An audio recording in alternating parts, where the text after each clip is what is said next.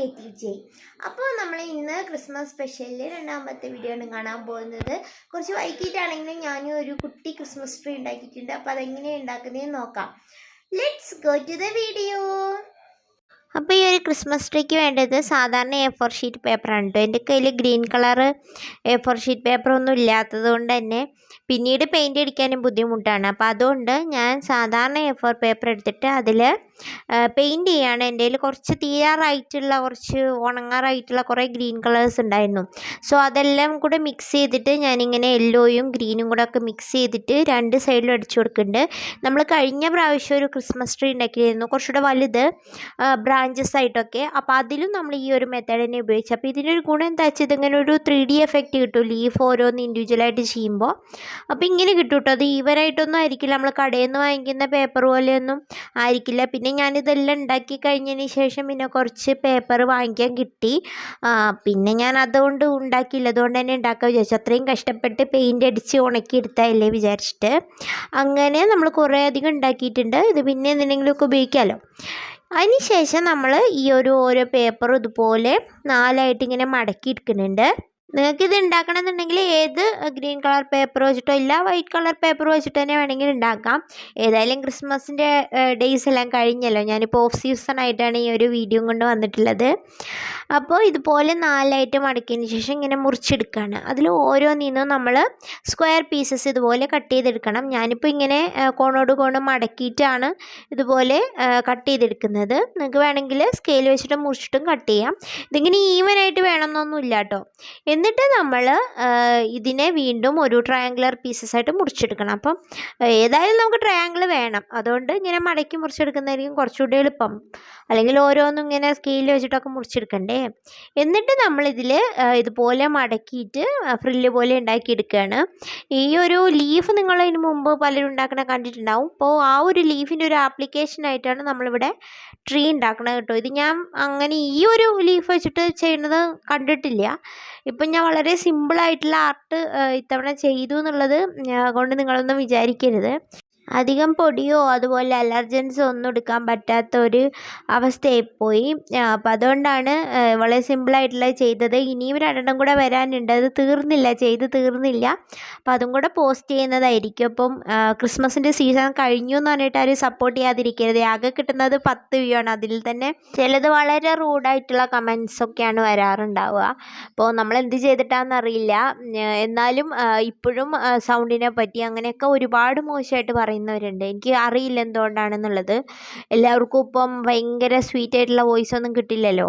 ഏതായാലും അതൊന്നും ഇനി പറയില്ല. ഇപ്പോൾ നമ്മൾ ഇതുപോലെ ഒരു ചാർട്ട് പേപ്പർ എടുത്തിട്ട് കോണാക്കി എടുക്കുകയാണ്.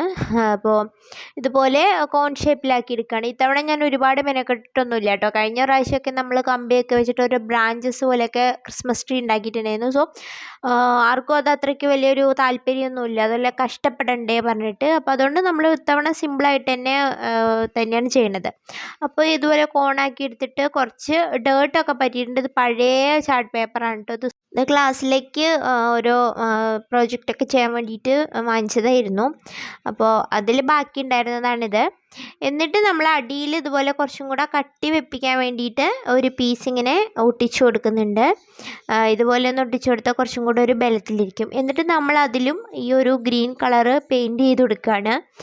കാരണം നമ്മൾ ലീവ്സ് എല്ലാം ഒട്ടിച്ച് കഴിയുമ്പോൾ അതിൻ്റെ ഒരു ഇടയ്ക്ക് ഇങ്ങനെ വേറെ കളർ കാണുമ്പോൾ ഒരു ഭംഗി കുറവല്ലേ. അപ്പോൾ അതുകൊണ്ട് അത് ഇല്ലാതിരിക്കാൻ വേണ്ടിയിട്ട് ഇതുപോലെ പെയിൻറ്റ് അടിച്ചു കൊടുക്കാം. ഇനി അടുത്തതായിട്ട് നമുക്ക് 2 സ്കൾപ്ചേഴ്സാണ് വരാനുള്ളത്. അതും ക്രിസ്മസ് തീം തന്നെയാണ് ചെയ്യുന്നത്. അപ്പോൾ അതും അടുത്ത ദിവസം തന്നെ പോസ്റ്റ് ചെയ്യാമെന്ന് വിചാരിക്കുന്നു. അപ്പോൾ നമ്മൾ ഈ കോൺ ഷേപ്പിൽ പെയിൻറ്റിൽ അടിച്ചിട്ട് ഉണങ്ങിയിട്ടുണ്ട്. ഇനി നമ്മൾ ഗ്ലൂ എടുത്തതിന് ശേഷം നമ്മൾ ഉണ്ടാക്കി വെച്ചിട്ടുള്ള ലീവ്സ് ഓരോന്നായിട്ട് ഒട്ടിക്കുക. ഇതിപ്പോൾ പല മെത്തേഡിലും നിങ്ങൾ കണ്ടതുപോലെ ഓരോരോ ഇൻഡിവിജ്വലായിട്ടുള്ളത് ഒട്ടിച്ചൊട്ടിച്ച് മേലെ ഒട്ടിച്ചൊട്ടിച്ച് പോകുന്ന രീതി തന്നെയാണ് ഇവിടെയും ചെയ്യുന്നത്. അപ്പോൾ ലീവ്സ് നോക്കൂ, ഒരു ലീഫ് പോലെ ആയിരിക്കില്ല അടുത്ത ലീഫ്, കുറച്ച് കളർ വ്യത്യാസങ്ങൾ കാണും. അപ്പോൾ അതൊരു 3D എഫക്റ്റ് കൊടുക്കുമെന്ന് എനിക്ക് തോന്നിയിട്ടുണ്ട്. എനിക്കതൊരു ഭംഗിയായിട്ട് തോന്നിയിട്ടുണ്ട്, അതുകൊണ്ട് അങ്ങനെ ചെയ്യുന്നു എന്ന് മാത്രം. പിന്നെ ഞാൻ പറഞ്ഞല്ലോ എൻ്റെ കയ്യിൽ ഗ്രീൻ കളറിൽ പേപ്പർ ഉണ്ടായിരുന്നില്ല. അപ്പോൾ ഇതെല്ലാം ചെയ്ത് കഴിഞ്ഞപ്പോഴാണ് കുറച്ച് ഗ്രീൻ കളർ പേപ്പർ കിട്ടിയത്. അപ്പോൾ പിന്നെ ഇത് ചെയ്ത് ഒരുമാതിരി ആയി. അപ്പോൾ പിന്നെ ഞാൻ അതും മാറ്റേണ്ട കാര്യമില്ലല്ലോ വിചാരിച്ചിട്ട് അത് വെച്ചിട്ട് ചെയ്തില്ല. പിന്നെ ഈ ഓരോരോ ലീവ്സ് ഉണ്ടാക്കിയെടുക്കുക എന്ന് പറഞ്ഞാൽ കുറച്ച് ടൈം കൺസ്യൂമിങ് ആണ്. അപ്പോൾ അതുകൊണ്ട് അത്രയും ടൈമൊന്നും നമ്മുടെ കയ്യിൽ ഉണ്ടായിരുന്നില്ല. അങ്ങനെ ഓരോ ലെയറും ഇതുപോലെ ചെയ്യുക. അപ്പോൾ ഇതിൽ 2 ലെയേഴ്സ് ചെയ്തിട്ടുണ്ട്. അപ്പോഴാണ് എനിക്ക് മനസ്സിലായത് ഫെവിക്കോൾ വെച്ച് ഒട്ടിച്ച് കഴിഞ്ഞാൽ പെട്ടെന്നെല്ലാം ഊരി പോകുന്നുണ്ട്. പിന്നെ കുറച്ച് സമയം വേണം അത് ഒട്ടിയിരിക്കാൻ വേണ്ടിയിട്ട്. ഇനിയിപ്പോൾ അടുത്ത ലെയറിലേക്ക് ഞാൻ അതുകൊണ്ട് ഓൾഫിക്സ് ഗ്ലൂ എടുത്തിട്ടുണ്ട് ഒട്ടിക്കാൻ വേണ്ടിയിട്ട്. അപ്പോൾ അത് വെച്ചിട്ട് ഒട്ടിക്കുകയാണ്. അപ്പോൾ അത് കുറച്ചും കൂടെ പെട്ടെന്ന് ഒട്ടും. പിന്നെ ഈ ഒരു ഗ്ലൂ എനിക്ക് പലപ്പോഴും ഡോൾ മേക്കിങ്ങിലൊക്കെ ഒത്തിരി ആവശ്യം വരുന്നതുകൊണ്ട് ഞാൻ അത് പിശിക്കാറാണ് പതിവ്. ഫെവിക്കോൾ പിന്നെ എൻ്റെ കയ്യിലുണ്ട്.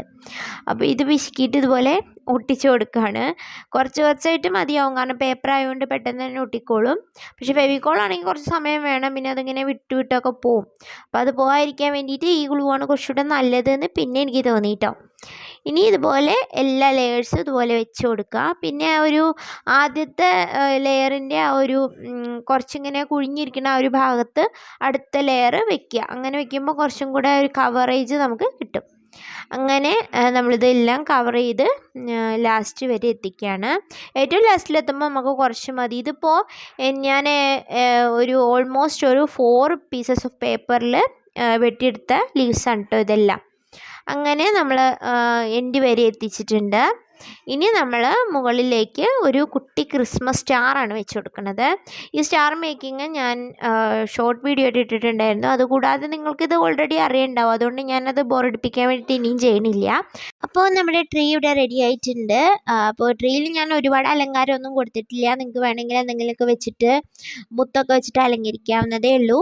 അല്ലെങ്കിൽ തന്നെ ഇപ്പോൾ ക്രിസ്മസ് കഴിഞ്ഞുകൊണ്ട് ഇനിയിപ്പോൾ ഇതാരല്ലേ ട്രൈ ചെയ്യാൻ പോണേ. എന്നാലും അടുത്ത വർഷത്തേക്ക് ഉപകാരപ്പെടുകയാണെങ്കിൽ ഉപകാരപ്പെട്ടേ വിചാരിച്ചു. അപ്പോൾ എല്ലാവർക്കും ഹൃദയം നിറഞ്ഞ ക്രിസ്മസ് ആശംസകൾ. Thank you for watching. Choose.